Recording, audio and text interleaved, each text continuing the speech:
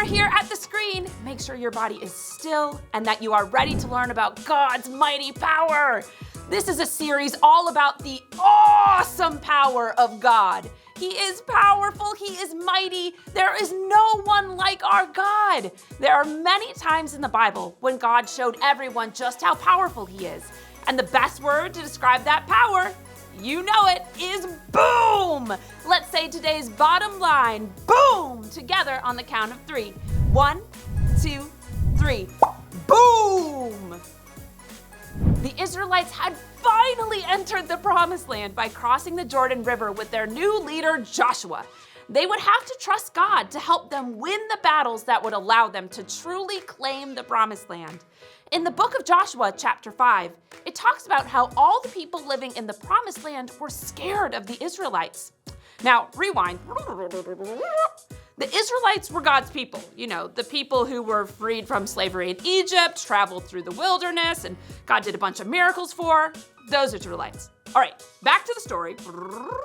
So, other groups of people were super intimidated by the Israelites. One of those groups were the people in the city of Jericho, who were scared of the Israelites because they had heard all about the wild and miraculous things that God had been doing for them all these years. They closed the city gates and guarded them. No one went into the city, and no one came out. Dun, dun, dun! It sounds like they were afraid. Joshua knew God's power, and he knew that God had given them the city. The Bible says in Joshua 6:2, "Then the Lord spoke to Joshua. He said, 'Look, I have given you Jericho, its king and all its fighting men.'"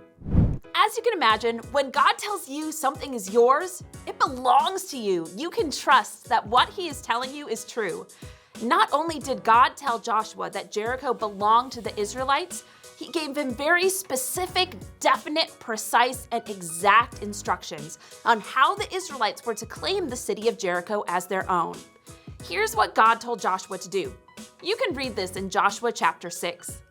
Joshua and the Israelite soldiers should march around Jericho once a day for 6 days. 7 priests should walk ahead of the ark, each carrying a ram's horn.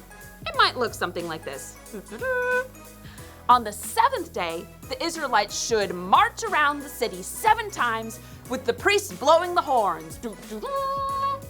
After 7 laps, the priests were to give one long blast on the horns, and all of the Israelites were to shout as loud as they could.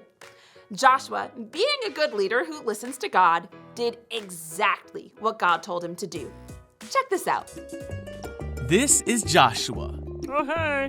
Joshua was the leader of the Israelites, who God used to bring His people to the Promised Land. Yeah, let's do this. When God told Joshua it was time to take the Promised Land, Joshua sent spies into the city of Jericho. While those spies were in Jericho, Come on! they were protected by a woman named Rahab. The spies promised to spare Rahab and her family when they took back the land. Yay! And she hung a scarlet cord from her window to remind them of their promise. See you soon!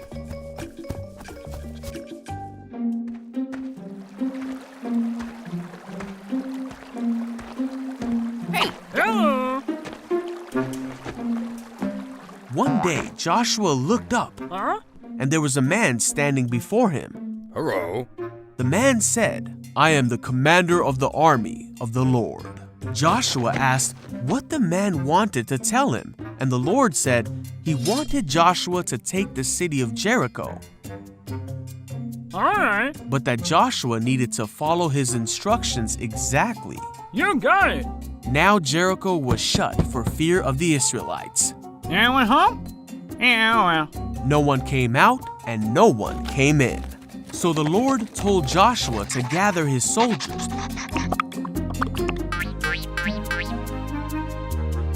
and march around the city for 6 days. There. The priests were to take the Ark of the Covenant, and 7 priests were to go in front of it, blowing a ram's horn. On the 7th day, they were to march around the city 7 times and blow the horn.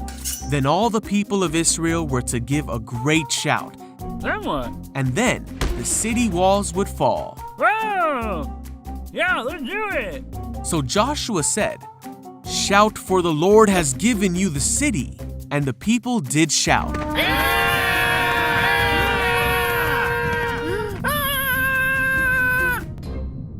And the walls did fall.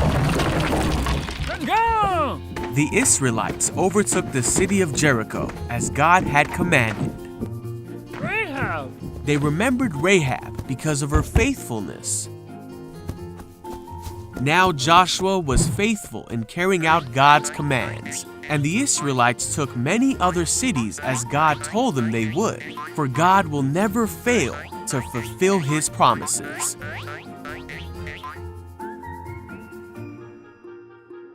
So the Israelites came to live in the land that God had promised their fathers Abraham, Isaac, Israel, Joseph, and Moses many years ago.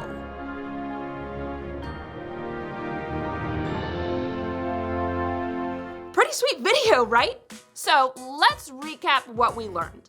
The Lord said to Joshua, "I have given you Jericho, its king, and all its strong warriors. You and your fighting men should march around the town once a day for 6 days. 7 priests will walk ahead of the ark, each carrying a ram's horn. On the 7th day, you are to march around the town 7 times, with the priests blowing the horns. When you hear the priests give one long blast on the ram's horns, have all the people shout as loud as they can. Then the walls of the town will collapse, and the people can charge straight into the town." And they did! The walls came down, they rushed in and conquered the city of Jericho. Let's say today's bottom line, boom, together on the count of 3, nice and loud. 1, 2, 3, boom! It is quite amazing to think we serve a God who is so powerful. Do you think walls come crumbling down because of horns blowing and people shouting? Of course not. I mean, not without God's power. He caused this to happen. This is a moment where we can see that God honored his word. He told Joshua what to do to defeat Jericho, and Joshua was obedient. In the moment, I bet they felt silly marching around outside the city for 6 days straight. I'm guessing that the people of Jericho were thinking, what are the Israelites doing? Things don't always make sense to us, but if God tells you to do something, you should. He will give you exactly what you need. See you soon.